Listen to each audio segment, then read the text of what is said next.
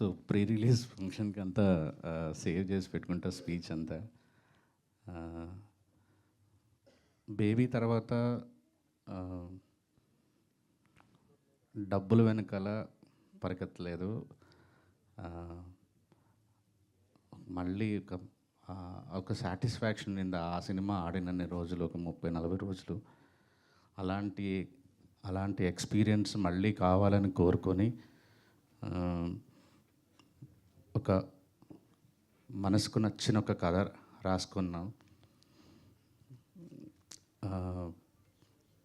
చాలామంది రైటర్స్కి ఒక ఫీలింగ్ ఉంటుంది ఏంటంటే, మనం చాలా ఇమాజిన్ చేసుకొని రాసుకుంటాము. సో అది వేరే డైరెక్టర్ చేతిలో పెట్టినప్పుడు ఎంత లేదన్నా ట్రాన్స్లేషన్లో కొంత పోతుంది. సో అందుకే ఎక్కువ మంది రైటర్స్కి తమ కథలు తామే డైరెక్ట్ చేసుకోవాలని రైటర్స్ డైరెక్టర్లుగా మారుతుంటారు. ఏం చేసినా సరే ఖచ్చితంగా అది ఎగ్జాక్ట్గా ట్రాన్స్లేట్ అవ్వదు అనేది నమ్మే వాళ్ళలో నేను కూడా ఇన్ని రోజులు ఉండేవాడిని.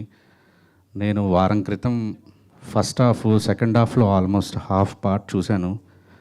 అండ్ నిజం చెప్తున్నాను హార్ట్ఫుల్గా, నేను నిజంగా ఈ కథని ఇంత బాగా తెలియను. రవి ఫస్ట్ హాఫ్ ఇంటర్వెల్ టైంకి నా కళ్ళల్లో నీళ్ళు, అంటే నేను రాసుకున్న కథే అవ్వచ్చు కానీ కళ్ళల్లో నీళ్ళు గారిపోతున్నాయి ఇంటర్వెల్ చూస్తుంటే.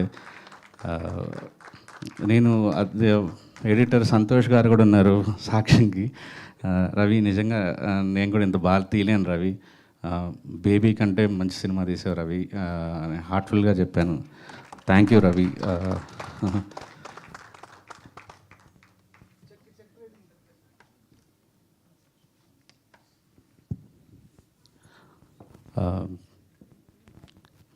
సో ఇంత అంటే బేబీకి నాకు చాలా హెల్ప్ చేశాడు రవి. నేను ఆ టైంలో అంటే నన్ను నేను ప్రూవ్ చేసుకోవాలని విపరీతంగా 5 గంటల సినిమా తీసేశాను. దాన్ని ఎలా కట్ చేయాలో తెలియదు. రిలీజ్ డేట్ అనౌన్స్ చేసేసారు. నేను ఎడిటింగ్ రూమ్లో ఉండాల్సి వచ్చేది, మ్యూజిక్లో చేయాల్సి వచ్చేది, చిన్న చిన్న ప్యాచ్లంతా మిగిలిపోయింది. సో ఒక రకంగా రవి వచ్చి సేవ్ చేశాడు. అంటే 3 అవర్స్ దాన్ని తీసుకురావటంలో, ఒక 2-3 డేస్ ప్యాచ్ వర్క్ చేయటంలో, నాతో పాటే సౌండ్లో, డిఐలో. సో నాకు ఎక్కడో కృతజ్ఞత ఉండిపోయింది రవి మీద. రవి ఈ సినిమా నువ్వు డైరెక్ట్ చేయి రవి అని నేనే రిక్వెస్ట్ చేశాను రవిని. సో నిజంగా ఆ గ్రాటిట్యూడ్ వల్ల నేనే మళ్ళీ లాభపడుతున్నాను. Thank you Ravi. You made a great film. Your a great story teller. Maybe ఇది ఇప్పటికిప్పుడు మీకు ఒక కొత్త డైరెక్టర్ కాబట్టి అనిపించలేదు, కానీ ఒక 1 ఇయర్ తర్వాత ఈ స్పీచ్ నేను చెప్పిన మాటలు మళ్ళీ మీరు రివైండ్ చేసుకుంటే రవి ఎంత ఒక గొప్ప దర్శకుడు అనేది మీకు అర్థమవుతుంది. Thank you Ravi. అండ్ నాకు ఈ కథ రాసుకున్న తర్వాత నాకు సినిమాలో చాలా ఈక్వల్గా, చాలా స్ట్రాంగ్గా, హీరోతో సమానంగా ఉండే ఒక సినిమా మొత్తం ఒక రకంగా స్టార్టింగ్ ఫ్రేమ్ నుంచి ఎండ్ ఫ్రేమ్ వరకు హీరోతో సమానంగా ఈక్వల్గా మోయాల్సిన పాత్ర నాకు విపరీతంగా సెర్చ్ చేశాం. అండ్ మన దగ్గర కనిపించలేదు, కానీ ఒక తమిళ్ సినిమాలో తెలుగు అమ్మాయిని చూసిన తర్వాత సో ఇమీడియట్లీ తను పిలిచాను. గౌరీ, చాలాసార్లు ఏడిపించావు సినిమాలో, సెట్లో కాదు. లైక్ నెక్స్ట్ ఇలా లాస్ట్ ఇయర్ ఫిల్మ్ఫేర్ తమిళ్లో తీసుకున్నావు, ఇయర్ తెలుగులో తీసుకుంటావు, డ్యామ్ షూర్. అండ్ అనంత్ గారు, కొన్ని ఫ్రెండ్షిప్స్ మనం అట్లాగా ఇండస్ట్రీలో కొన్ని ఫ్రెండ్షిప్స్ గర్వంగా ఇట్లా ప్రౌడ్గా ఫీల్ అయ్యి, అంటే నేను ఒక డిపార్ట్మెంట్ గురించి, ఒక క్రాఫ్ట్ గురించి నేను పట్టించుకోకర్లేదు. నాకు ఒక మంచి బెస్ట్ మనిషి ఉన్నాడు నా దగ్గర. నేను ఆయనకి కథ చెప్తే, నేను ఒక సిచ్యువేషన్ ఎక్స్ప్లెయిన్ చేస్తే నాకు చాలు. ఇంకా నేను దాని గురించి బోదర్ చేయక్కర్లేదు. అంటే నాకు బేబీకి రాసిన, ఈ సినిమాలో 7 పాటలు రాసిన, నేను ఒక పదమో 2 పదాలో చేంజ్లు అడుగుంటానేమో కానీ ఏ రోజు ఒక వాక్యం మార్చమని కూడా అడగలేదు. Sir love you sir. అది అంటే మాటలు పూర్తిగా చెప్పలేకపోతున్నాను కానీ I love you so much sir. Thanks for being in my career actually.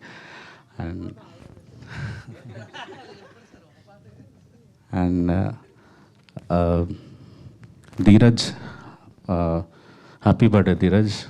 అది వర్ గ్రేట్ ఫ్రెండ్. బేబీతో అంటే తన కెరీర్ ఎప్పటి నుంచి స్టార్ట్ చేసిన బేబీతో ఒక టర్న్ తిరిగింది. చెన్నై లవ్ స్టోరీ ఖచ్చితంగా ఒక పెద్ద లార్జ్ స్కేల్లో తను తీసుకెళ్తాడు ఫర్ షూర్.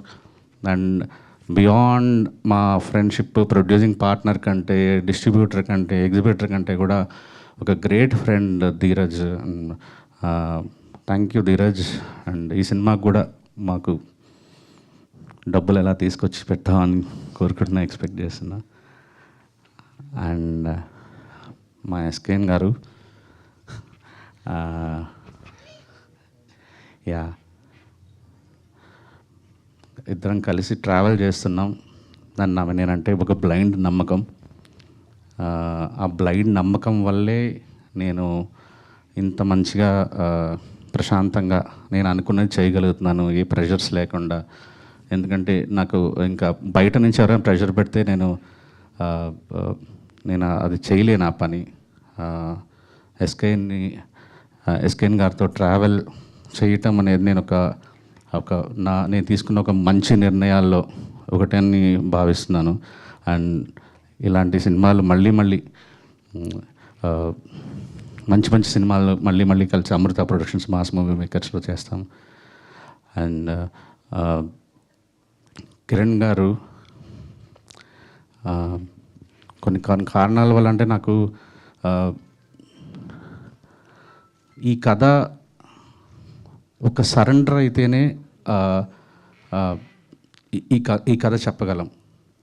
అంటే డైరెక్టర్ని, రచయితని ఎక్కువ అంటే నేను చెప్పేది క్యారెక్టరైజేషన్ గురించి ప్రశ్నలు అడగచ్చు, కానీ తన ఇమేజ్ గురించి కానీ, పబ్లిసిటీ గురించి కానీ, ఆడియో ఎందుకు ఇలా ఉంది కానీ, ఇలాంటి తను ఇందాక అనంత్ శ్రీరామ్ అన్నట్టుగా అన్నీ అహం చంపుకొని ఉన్న ఒక నటుడు కావాలి ఈ సినిమాకి.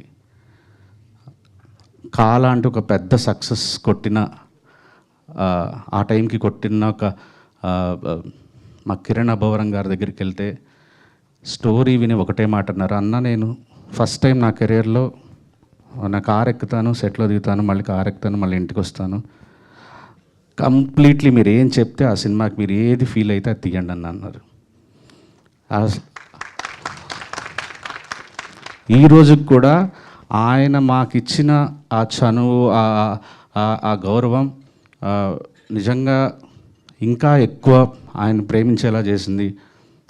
సినిమా స్టార్ట్ అయిన తర్వాత నేను ఇంకా ఎక్కువ కిరణ్ గారిని ఇష్టపడడం స్టార్ట్ చేశాను. సార్ నేను ప్రీ రిలీజ్లో మాట్లాడతాను సార్, ఆ ఇంటర్వెల్ 15 నిమిషాల ముందు, రేపు చేయబోయే క్లైమాక్స్ ముందు, and this going to be అంటే memorable film for you. And thanks for giving us this opportunity sir. Thank you.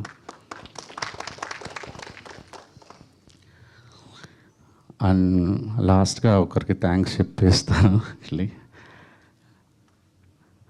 నేను ఈరోజు ఈ స్టేజ్ మీద నిలబడడానికి చాలా గర్వపడుతున్నాను. ఇది గత 1.5 ఇయర్గా నేను ఆ ప్రౌడ్ మూమెంట్స్ అనుభవిస్తూనే ఉన్నాను. అది మా మణిగాడ్ వల్ల.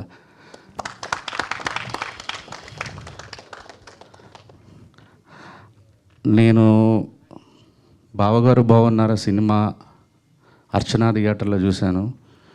ఒక 8 సార్లు చూస్తుంటాను. చూడాలనేది సినిమా నా జీవితంలో నేను ఎక్కువసార్లు చూసిన 23 సార్లు చూశాను.